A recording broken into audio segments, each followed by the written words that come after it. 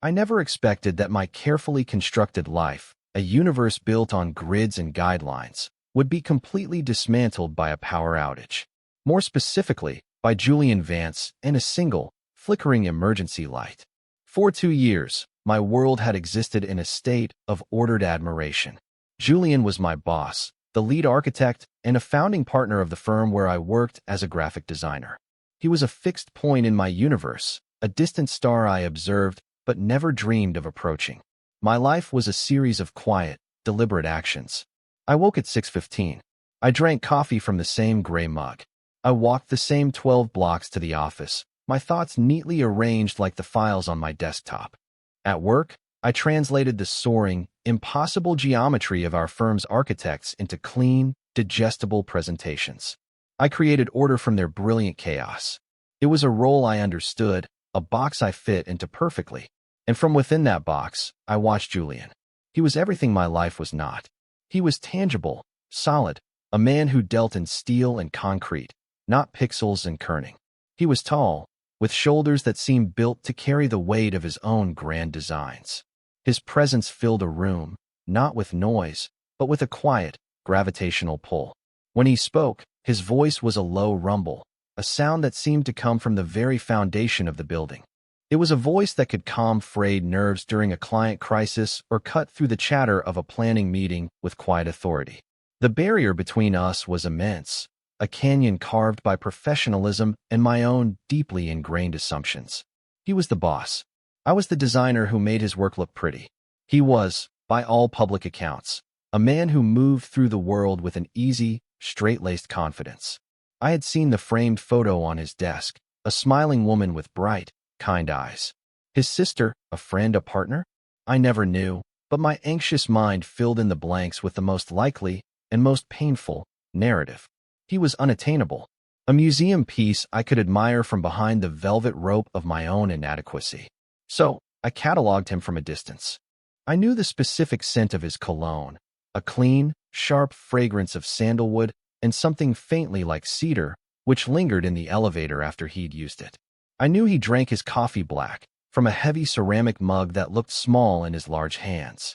I knew that when he was deep in thought, he would run a hand through his dark, thick hair, leaving it slightly disheveled in a way that felt achingly human. I collected these details like precious, secret artifacts, storing them away in the quiet archives of my mind. They were the substance of a life I was too afraid to even want for myself. My admiration was a silent, one-sided conversation, a feeling kept under glass, pristine and safe. It was enough. It had to be. Then came the Sterling account. It was the biggest project our firm had ever landed, a sprawling urban renewal contract that could define our legacy. The final presentation was a monstrous, multifaceted beast, and for weeks, the office had been humming with a frantic energy. I was at the epicenter of it, collating blueprints, rendering 3D models into sleek infographics, and ensuring every slide of the 100-page deck was pixel perfect. The deadline was Friday morning. It was Thursday night. By 8 o'clock, the office had emptied out, the usual hum of keyboards and quiet conversations fading into a profound silence. Only two of us remained. Me, putting the final touches on the animations, and Julian, in his glass-walled office, poring over the physical models one last time. The city outside was a tapestry of glittering lights against a sky that had grown bruised and purple. A storm was coming. We could feel it in the pressure drop, the way the air grew heavy and thick. I was so focused on aligning a block of text that I didn't notice the first flicker of the lights. The second one, however, plunged the entire floor into a half-second of absolute blackness before the emergency lights kicked in. They cast a weak, ghostly green-white glow, just enough to turn familiar shapes into menacing silhouettes. My monitor was dead. The low hum of the servers in the back room died with a pathetic whimper. The silence that followed was absolute, broken only by the sudden, violent drumming of rain against the floor-to-ceiling windows. My heart hammered against my ribs. It wasn't fear of the dark, but fear of the disruption. My routine, my control, my carefully ordered world, gone. I was trapped, and I was not alone. I saw his shadow move first, a large form detaching itself from the deeper darkness of his office. He stepped into the eerie glow of the emergency strip light in the main corridor. "Leo? You still here?" His voice, that low and steady rumble, seemed impossibly loud in the dead quiet. I had to clear my throat before I could answer. "Yeah, just finishing up." The words sounded thin, reedy. He walked toward my desk, his footsteps soft on the concrete floor. The storm outside unleashed a furious torrent, the rain hitting the glass like handfuls of thrown gravel. A flash of lightning bleached the room for an instant, illuminating his face. His expression wasn't annoyed or panicked. It was calm, assessing. In that brief, stark white light, he looked like a statue of a Roman general, carved from marble and certainty. "Looks like we're not going anywhere for a while," he said, his voice even. He stopped a few feet from my desk, close enough that I could smell the faint, familiar scent of his cologne, now mingled with the clean, electric smell of the rain. "Power grid must be down in the whole block." I tried my cell. No service, of course. My own phone was a useless black rectangle on my desk. The disruption was complete. My box had been shattered, and Julian Vance was standing in the wreckage with me. My carefully maintained distance, the professional and emotional space I kept between us, had collapsed to a few feet of darkened office space. The air grew thick with a tension that had nothing to do with the storm. It was the tension of proximity, of the unspoken thing I had kept locked away being forced into a small, dark room with its object. For a long moment, we just stood there in the spectral glow, listening to the storm rage against the building. The world outside had ceased to exist. It was just the two of us on the 40th floor, suspended in the night. My mind, usually a whirlwind of anxious thoughts, went strangely blank. All I was aware of was the sheer physicality of him. The breadth of his shoulders, the sound of his quiet breathing, the warmth I could feel radiating from him even from several feet away. He was a beacon of solid reality in the disorienting gloom. "It's getting cold," he stated simply, breaking the silence. He was right. Without the building's climate control, the late autumn chill was already seeping in through the vast panes of glass. I wrapped my arms around myself, a useless gesture. "I think there are some emergency blankets in the main supply closet," he said, already moving. His decisiveness was a comfort. He was in his element, solving a problem. Find shelter. Find warmth. I was still stuck on the first step, panic. I followed him, a satellite drawn into his orbit. The supply closet was dark, but he knew exactly where to feel. I heard the rustle of plastic, and then he emerged with two foil-wrapped rectangles. He handed one to me. Our fingers brushed as I took it.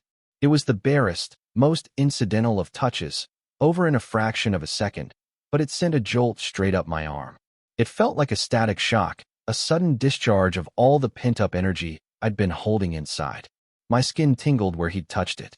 I quickly looked away, hoping the dim light would hide the flush I felt creeping up my neck. We retreated to the small, informal lounge area near the kitchen, a space with a couple of low sofas and a coffee table. It felt less exposed than the wide-open office floor. He sat on one sofa, and I took the other, the coffee table a carefully placed barrier between us. I unwrapped my blanket. It was a thin, scratchy wool, smelling faintly of dust and fire retardant. I pulled it around my shoulders, but it did little to ward off the chill that was coming from inside me. "So," he said, his voice a soft counterpoint to the storm's fury. "The sterling presentation, it's done," I said, my voice tight. "Just needed to run the final export, which requires electricity," a pathetic attempt at humor. A low chuckle came from his direction. "Of course. Well, we'll have to give them the unplugged version if this keeps up." Another flash of lightning lit his face, and I saw the ghost of a smile. It transformed his usually serious features, making him look younger, less like the boss and more like just a man. A man trapped in a storm. We fell silent again, but this time it felt different. The initial shock had worn off, replaced by a strange sense of suspended reality. The rules of the normal world, of deadlines and hierarchies, felt distant and irrelevant. I found myself studying his silhouette, the way the weak light caught the line of his jaw, the relaxed posture he held even in this situation. My hyper-awareness, usually a source of anxiety, was now focused entirely on him. I could hear the soft rustle of his clothes as he shifted his weight, the almost inaudible sound of his breathing, a steady rhythm in the chaotic symphony of the storm. The space between our sofas felt charged, humming with a quiet energy. I became acutely aware of the sensory details of our shared confinement. The air was cool, but where he sat, I imagined it was warm. The scent of rain and his cologne was the only thing I could smell. The only sounds were the storm and him. My world had shrunk to the size of this small lounge, and he was at its center. This forced proximity was a kind of exquisite torture. Every secret feeling I had was amplified, echoing in the silence between us. "You're always the last one here, aren't you?" he asked, his voice pulling me from my thoughts. The question was gentle, curious. I like to make sure everything is perfect," I admitted, the words feeling inadequate. "It always is," he said, and the simple compliment landed with the force of a physical blow. It was one thing to receive a polite, "good job" in an email. It was another to hear it from him, in the dark, when there was no one else to hear. "The way you see things, the way you organize them. You bring a clarity to the work, Leo. A stillness. We'd be lost in our own noise without it." I didn't know how to respond. My throat felt thick. He saw me. He actually saw the thing I tried so hard to do, the very essence of my contribution. The wall I had so carefully constructed around my feelings, the one that kept him as a distant, admirable figure, developed a hairline crack. He shifted, leaning forward slightly, his elbows resting on his knees. "I'm not like that," he confessed into the darkness. "My head, it's all chaos. Structures and stress points and client demands, all crashing into each other. I build things to put order on the outside, because there's none of it on the inside." This was the last thing I expected. Julian Vance, the calm, confident pillar of the firm, admitting to a chaotic inner world. It felt like watching a marble statue bleed. It was a glimpse of vulnerability, so profound it completely reconfigured my perception of him. He wasn't just a museum piece. He was a person, with his own anxieties and his own struggles for control. He was, in that moment, just as human as I was. "I never would have guessed," I managed to say, my voice barely a whisper. "Good," he said, a hint of wry humor in his tone. "That's the point of the suit." The admission hung in the air between us, a fragile bridge connecting our two separate islands. The storm seemed to quiet for a moment, as if listening. In that quiet, a new feeling began to bloom in my chest, alongside the yearning and the anxiety. It was a feeling of connection, tentative and terrifying. The distance between us wasn't just physical anymore. It was emotional, and he had just taken a step across it. To fill the silence, I asked a question that had been a tiny, persistent mystery in my mind. "The photo on your desk," I started, my voice hesitant. "Is that your wife?" I braced myself for the answer, for the confirmation that would rebuild the wall between us, stronger than ever. He was quiet for a moment. "That's my sister, Kate," he said finally. "She passed away 3 years ago. Ovarian cancer." The words hit me with a physical force. My carefully constructed narrative, the one with the faceless, happy wife, dissolved into dust. In its place was this raw, gaping truth. A grief he carried with him every day, sitting right there on his desk for the whole world to see. And I had misinterpreted it as a barrier. The shame was a hot flush on my face. "I'm so sorry," I breathed. "I shouldn't have." "It's okay," he cut me off, his voice gentle. "You didn't know? I keep it there to remember why I do this." She was the real artist in the family. She believed I could build cathedrals. He let out a soft, humorless laugh. "Most days, I'm just trying to keep the roof from leaking." The crack in my wall of admiration became a fissure. He wasn't just a boss, an architect, an object of my affection.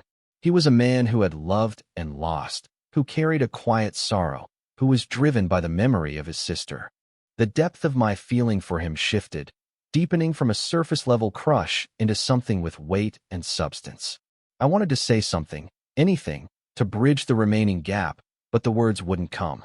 Instead, I shivered, a sudden, involuntary tremor that ran through my whole body as a gust of wind rattled the windows.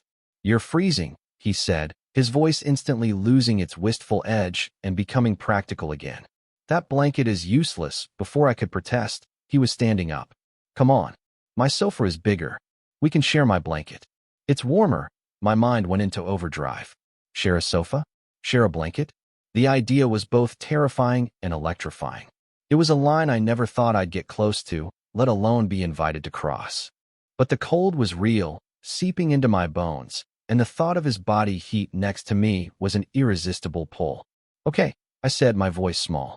I stood and walked the few steps to his sofa. It felt like crossing a continent. I sat down on the far edge, perching awkwardly. He sat beside me, and the cushion dipped with his weight, pulling me slightly closer to him. He unfolded his own blanket, a much thicker, heavier wool, and draped it over both of us. His arm brushed against mine as he settled it over my shoulders. The effect was immediate. The warmth from his body was a palpable presence, a stark contrast to the cold air. Under the blanket, our legs were only inches apart. I could feel the heat radiating from his thigh, a steady, living warmth that seemed to seep right through my clothes. I sat rigidly, my muscles tensed, afraid to move, afraid to even breathe too deeply.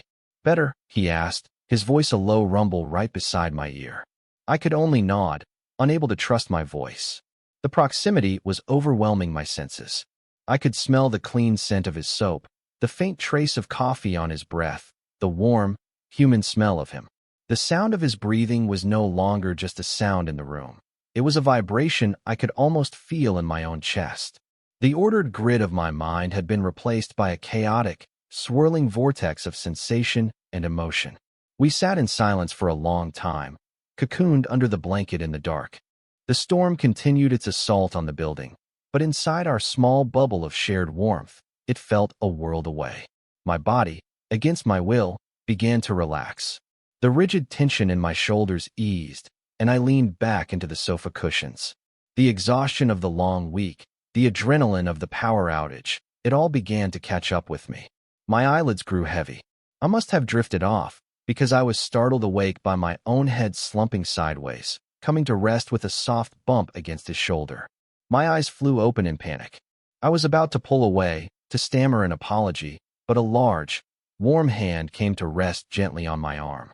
"It's okay," Julian's voice murmured, incredibly close. "Get some rest." His hand didn't move. It stayed there, a point of solid, reassuring pressure on my arm. His touch was not demanding, not suggestive, just present. A simple, kind gesture that felt more intimate than anything I had ever experienced. My heart was a frantic drum against my ribs, but beneath the panic was a profound, calming sense of safety. I let my eyes close again. I didn't pull away. I let my head rest against the solid warmth of his shoulder, and for the first time in as long as I could remember, the anxious noise in my head went quiet. I floated in a state between wakefulness and sleep, aware of nothing but the darkness, the rain, and the man beside me. I was aware of the steady rise and fall of his chest, the solid muscle of his shoulder beneath my cheek, the comforting weight of his hand on my arm. This was a place I had never allowed myself to even imagine, a reality more potent than any of my daydreams. The walls I had built around my heart, the ones designed to protect me from this very thing, were crumbling to dust. I don't know how much time passed. An hour, maybe more. The storm began to subside, its fury fading to a steady, rhythmic drumming. The exhaustion was a heavy weight, pulling me down into a deeper sleep. Just as I was about to succumb, I felt him shift slightly. His hand moved from my arm, and for a heart-stopping second, I thought he was pulling away, that the moment was over. But then his fingers were gently tracing a line along my jaw, tilting my head up. My eyes fluttered open. In the impossibly dim light, his face was just inches from mine. I could see the dark shape of his eyes, the faint outline of his lips. The world seemed to stop turning. The rain, the wind, the cold, it all faded away. There was only the space between us, charged and silent. He was looking at me, really looking, with an intensity that made it hard to breathe. This was it, the point of no return. A precipice. He didn't say anything. He didn't have to. The question was there in his eyes, in the tentative way he held me. He was giving me a choice. An out. I could pull back, retreat to the safety of my own sofa, and we could pretend this never happened. My mind screamed at me to do just that. Flee. Protect yourself. Rebuild the walls. But my heart, for the first time, refused to listen. It was tired of the safety of the box. It was tired of observing life from a distance. I did nothing. I didn't move away. I held his gaze, and in that shared silence, I gave him my answer.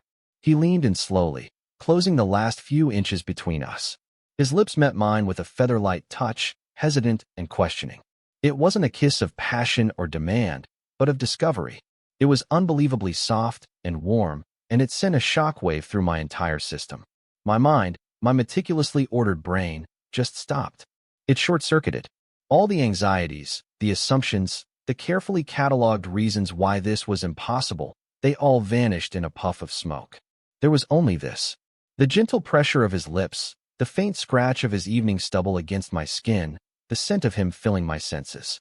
I leaned into him, a small, almost involuntary movement, and his hand moved from my jaw to the back of my neck, his fingers tangling in my hair.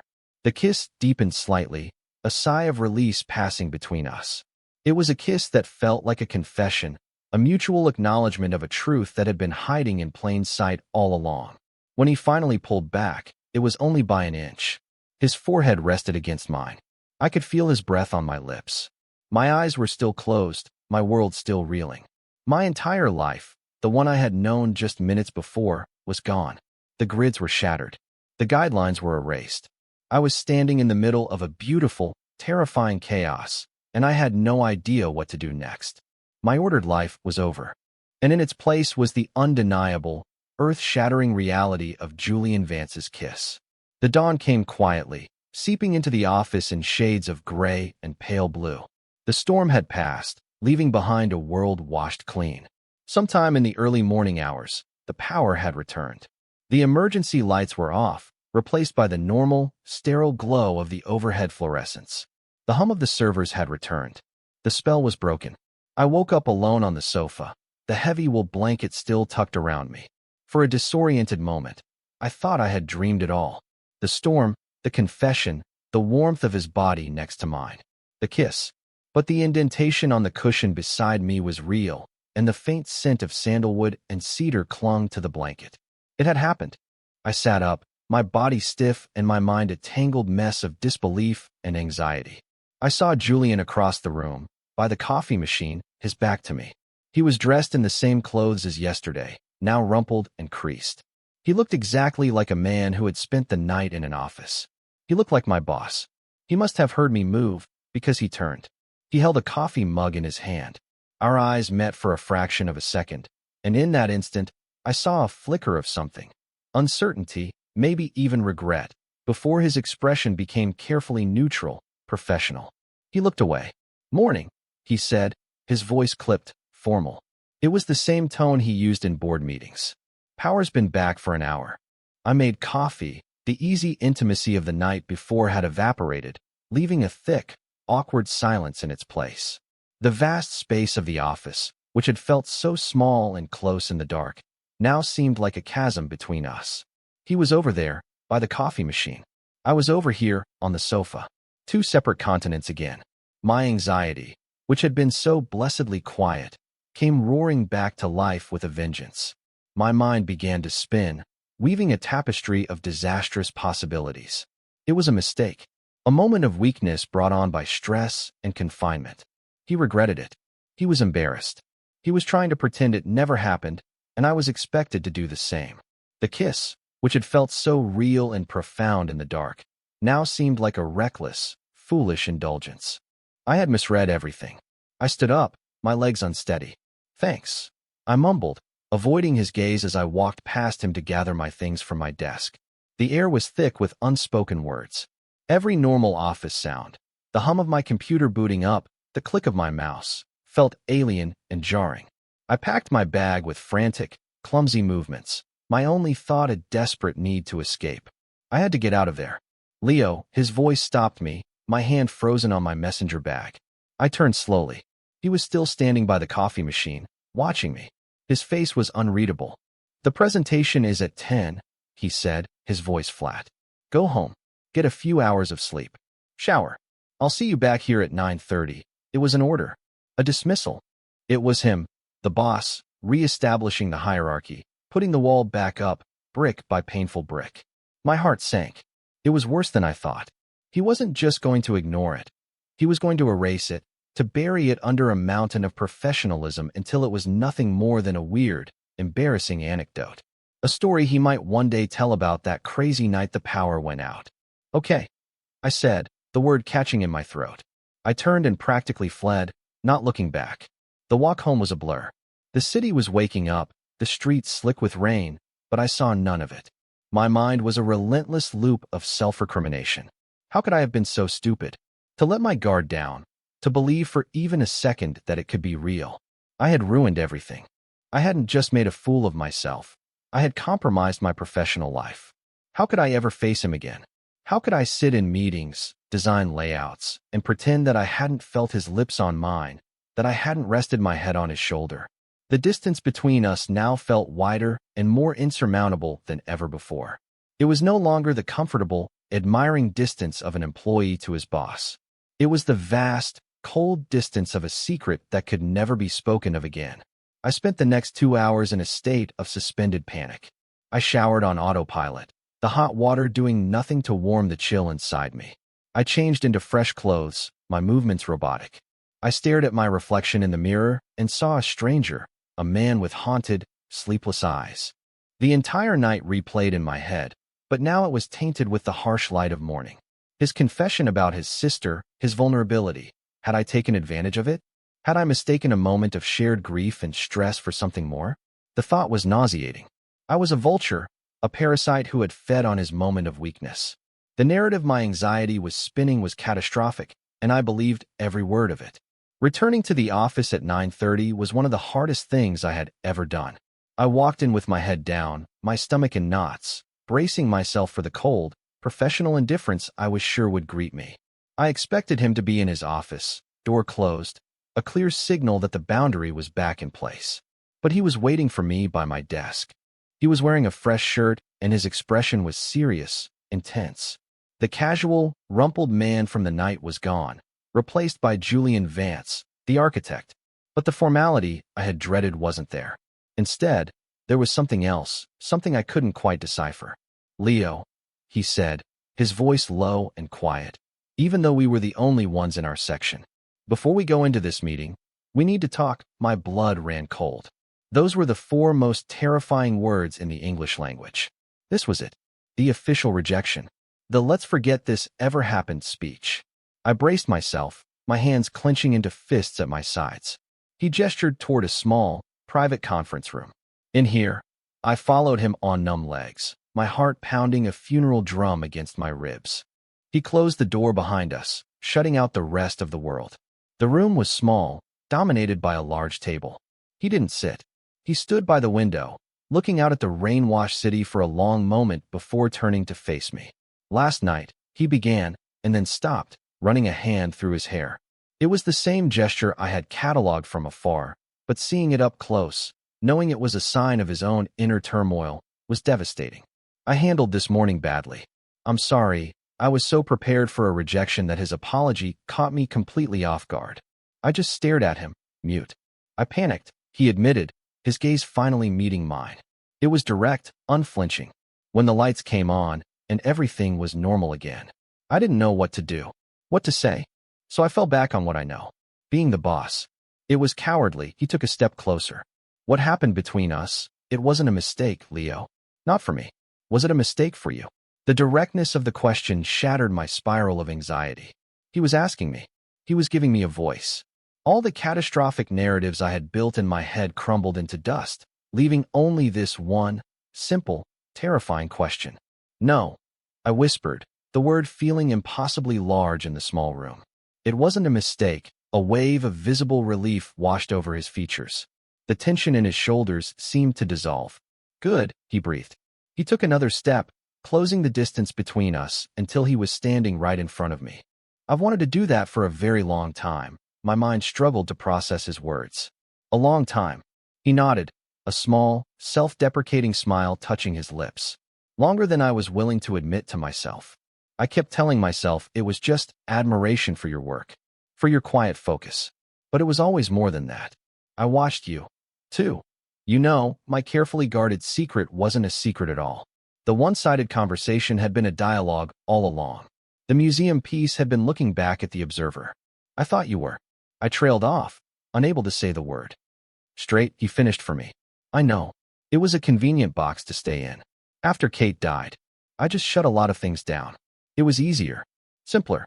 But you made it impossible to keep things simple." He reached out, his hand hesitating for a second before gently cupping my cheek. His thumb stroked my skin, and the warmth of his touch was a grounding force, pulling me back into my own body. I am so tired of things being simple, Leo. And I am so tired of being scared. The raw honesty in his voice, the vulnerability in his eyes. It broke through the last of my fear. All the yearning, all the admiration, all the secret hopes I had kept under lock and key, they all came rushing to the surface. Me too, I said, my voice thick with emotion. His smile widened, and this time it reached his eyes, lighting them from within. The presentation can wait 5 minutes, he murmured. And then he kissed me again. This kiss was nothing like the first. There was no hesitation, no questioning. It was sure and deep and full of all the words we hadn't said. It was the relief of a confession, the joy of a discovery, the profound, grounding certainty of coming home. I wrapped my arms around his neck, pulling him closer, and he wrapped his arms around my waist, lifting me slightly off the ground. In that small, silent conference room, with the biggest meeting of our careers just minutes away, I felt the last of my old, ordered world fall away, and I didn't care. I was free. We walked into the sterling presentation 10 minutes later, a united front of calm professionalism that belied the seismic shift that had just occurred in our lives. I ran the slides with a steady hand, and he spoke with his usual quiet authority, but something was different. Every time his eyes met mine across the boardroom table, there was a silent spark, a shared secret that hummed in the air between us. We won the contract. It felt like a footnote to the much larger victory that had already been won. The weeks that followed were a quiet, tentative exploration of a new dynamic. At the office, we maintained our professional distance, but it was a playful charade now, laced with stolen glances and brief, charged touches when no one was looking. His hand brushing mine as we reached for the same blueprint, my shoulder leaning against his for a moment too long as we looked at a screen together. But it was outside the office, away from the glass walls and fluorescent lights, that we began to build something real. Our first date was on a Tuesday night, at a quiet Italian restaurant far from our usual neighborhoods. It felt strange and wonderful to see him in a soft sweater instead of a suit, to talk about movies and books instead of deadlines and building codes. I learned that his favorite color was the deep blue of the sky just after sunset. He learned about my ridiculous, encyclopedic knowledge of 80s synth pop. We were learning the texture of each other's lives, the small details that my distant admiration could never have revealed. I learned he was a terrible cook, but he made a perfect cup of coffee. I learned that he snored, but only when he was on his back. He learned that I organized my books by color, a fact that made him laugh for a solid minute. One Saturday, he took me to his apartment. It was nothing like I expected. I had pictured a minimalist, sterile space mirroring the office. Instead, it was warm and lived in, filled with old wooden furniture, stacks of books, and walls covered in framed architectural sketches. And there, on a bookshelf in the living room, was the photo of his sister. He picked it up and told me stories about her, about their childhood, about the fierce, funny, brilliant woman she had been. He was sharing his grief with me, trusting me with the most fragile parts of himself. Sitting on his sofa, listening to him talk, I felt the last of the boss-employee dynamic dissolve completely, replaced by a deep, tender intimacy. A month after the storm, we were lying in his bed on a lazy Sunday morning, the sunlight streaming through the window. He was propped up on one elbow, tracing patterns on my arm with his finger. "You know," he said, his voice a low, sleepy rumble. "I'm thinking of installing a backup generator at the office," I laughed, leaning in to kiss him. "Don't you dare," I said against his lips. "Some power outages are worth having," he smiled, a genuine, unguarded smile that still made my heart skip a beat. "Are you sure?" he teased, his eyes sparkling. "You seemed pretty panicked." I admitted. I was terrified of what? I thought for a moment, looking at this man who had so completely and beautifully upended my life. The man I had been too afraid to even dream of. Of the chaos, I said honestly. Of everything I couldn't control. He grew serious, his thumb stroking my cheek. And now, I looked around his room, at the comfortable, happy mess of his life that was now becoming a part of mine. I looked at him, at the love and safety I saw in his eyes. The fear was gone, replaced by a quiet, joyful certainty. The carefully constructed walls of my old life were gone, and I didn't miss them. I had spent so long trying to create order, to keep everything in its proper place. But it turned out that the best things in life, the things that truly matter, don't fit inside a box. They are found in the storm, in the chaos, in the terrifying, beautiful risk of letting someone in. Now, I said, my voice full of a confidence I had never known before, I think it's where I live.